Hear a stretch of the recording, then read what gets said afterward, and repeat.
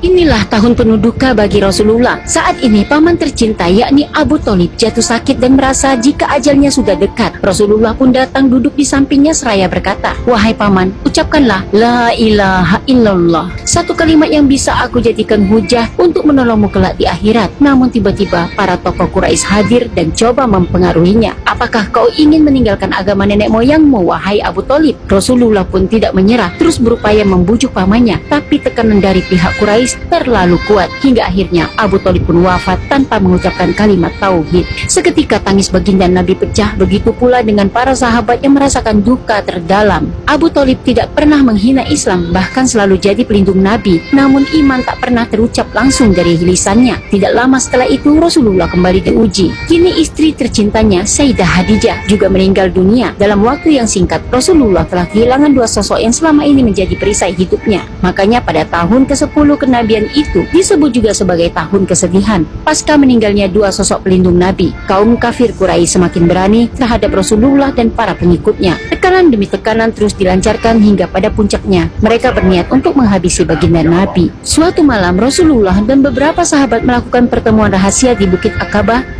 dengan sekelompok orang dari suku Aus dan suku Khazraj. Mereka merupakan suatu suku besar yang berasal dari Madinah, dikenal sering berselisih dan tidak pernah menemukan jalan damai. Namun setelah mendengar ajaran Islam, mereka tertarik untuk mencari kebenaran.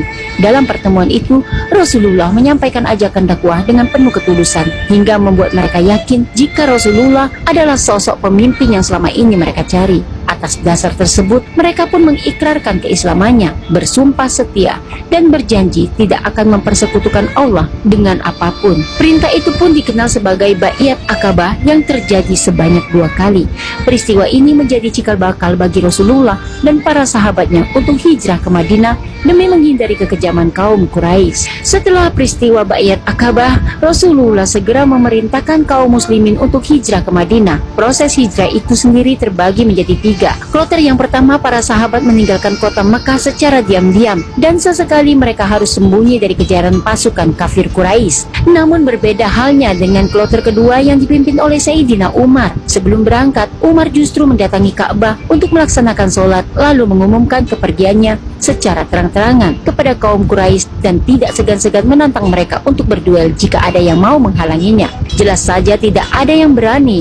Hijrah bukanlah semata pelarian. Ini lebih dari sebuah bentuk perjuangan demi mempertahankan akidah iman dan Islam. Kaum muslimin rela meninggalkan keluarga dan harta benda serta tanah kelahirannya demi satu tujuan, yaitu mendapatkan tempat untuk bisa beribadah dengan tenang. Di saat yang lain telah pergi, justru Rasulullah menunda keberangkatannya dan meminta sahabat setianya, yakni Sayyidina Abu Bakar, untuk tetap menemaninya. Sebab baginda Nabi sedang menanti perintah langsung dari Allah Subhanahu wa Ta'ala untuk hijrah. Mengetahui kabar tersebut, para pemuka Quraisy langsung mengadakan rapat darurat. Mereka panik sekaligus takut bila ajaran Islam akan tersebar luas di Madinah yang tentunya akan mengusik kekuasaan mereka selama ini. Demi menghentikan itu semua, maka tercetuslah rencana paling keji yang tidak lain adalah membunuh Nabi Muhammad.